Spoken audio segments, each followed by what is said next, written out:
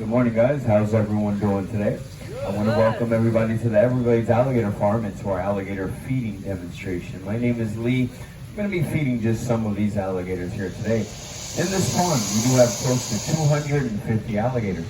This is our breeding pond. For every one male alligator, there's at least 5 to 7 females. The reason for that, one male alligator can cover several different females throughout the entire mating season. Male alligators are also very territorial, and in order for us to reduce the fighting between the males, we have to minimize. They're a little bit smaller. Their scoots are going to be a lot pointier, sharper than the female alligator. So if you see an alligator with really sharp scoots on the back, more than likely it's going to be a younger male. Flatter, rounder scoots on the back, female.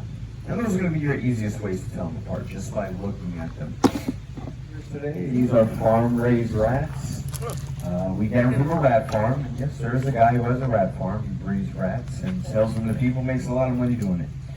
But there is a reason why we like to feed the alligators rats. It's easier for the alligators to fully digest. The rat bones are way easier for the alligators to digest, and the fur of the rat acts as a very good source of fiber for the alligator. So the rats, or some of the alligators that are eating the rats every single day, it's not going to harm them, as opposed to the other kinds of meat that we would use sometimes. Their diet, the alligator will be able to grow back its teeth. If you look at the alligators in here, the ones that you can see all of their teeth, they're pretty and white, shiny teeth, right? No, we do not go in there and brush their teeth. They grow them back. Every time an alligator loses a tooth, they'll grow back another one. It only takes a couple days for the new tooth to start growing back. And then you're probably wondering, a small storage bin of rats, is that going to be enough to feed all of these alligators? Of course it's not. But because alligators are cold-blooded, they do not need to eat every single day like us, like mammals. Alligators can go very long periods of time without food. The main reason the alligator outlived the dinosaur is because they can go those long stretches of periods of time without food.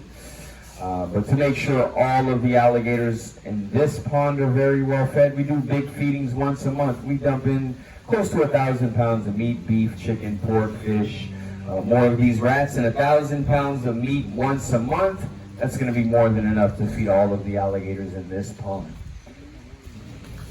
The feeding shows that we do every single day, that's going to give the alligators that are a little bit hungrier an opportunity to grab some food.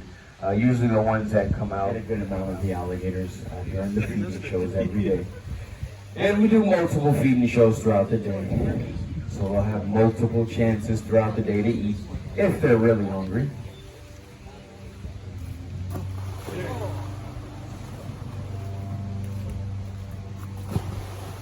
And if you notice, the alligators are reacting to the rats hitting the water. When alligators are hunting in the water, they're relying on their sense of hearing. Alligators have a blind spot in front of them, so they cannot see in front of them, only out to their sides. Because of that, they're going to rely on their hearing a lot more when they're hunting for their prey in the water. Certain splashes, vibrations in the water, they can sense and detect those, and that's gonna lead them to their prey. That's why you never want to be in the water under the water, then drown you. Once under the water, then the alligator will finally realize that it cannot swallow your full body. Alligators will never go after anything and try to eat it if they can see how big it is. And no, they're not known man-eaters like some crocodiles. And yes, there are some crocodiles out there from different parts of the world that for sure go after, hunt, and even eat people. Not alligators though. Alligators, they're afraid of us. They want nothing to do with people. The chances of an alligator chasing you on land, very low. Probably never going to happen. Maybe you approach an alligator in the wild. The first thing the alligator is going to do is run away from you, run back into the water.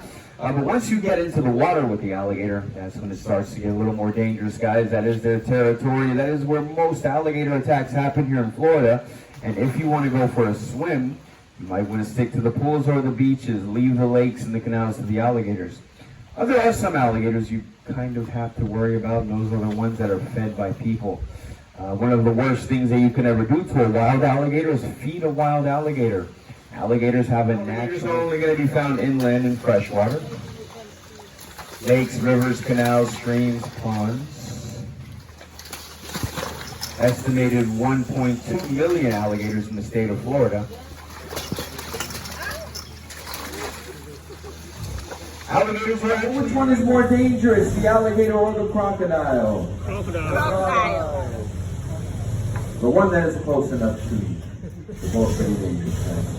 Right here in South Florida, this is the only place in the world with different ways to bring the alligators home alive. Those are some of the techniques I'm going to be showing today. The alligator I'm going to be working with, this is a female alligator. She's around 200 pounds, close to 7 feet. This alligator is 10 times strong, 1,000 pounds of pressure. You see that bigger one over there? That's a male alligator. He's around 300 pounds, close to 10 feet. And of course, his bite force is going to be a lot stronger, closer to 3,000 times a little bit. Not going to hurt the alligator. Alligators are very strong, very durable animals. It takes a lot to really hurt an alligator. These animals have been around since the time of the dinosaurs. They outlived the dinosaur. Not only because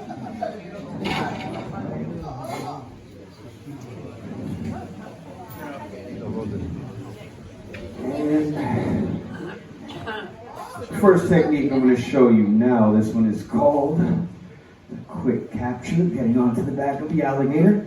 The natives would sneak behind the alligators and capture the alligator.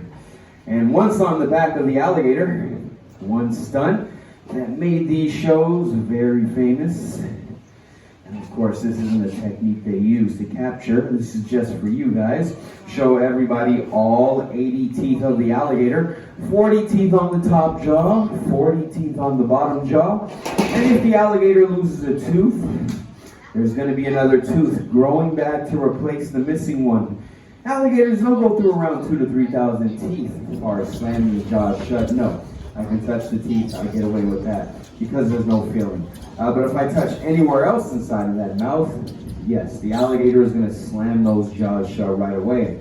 And to be honest, an alligator this size, a full-grown adult female alligator gets a hold of you, there's pretty much nothing you can do. Just hope the alligator decides to let you go.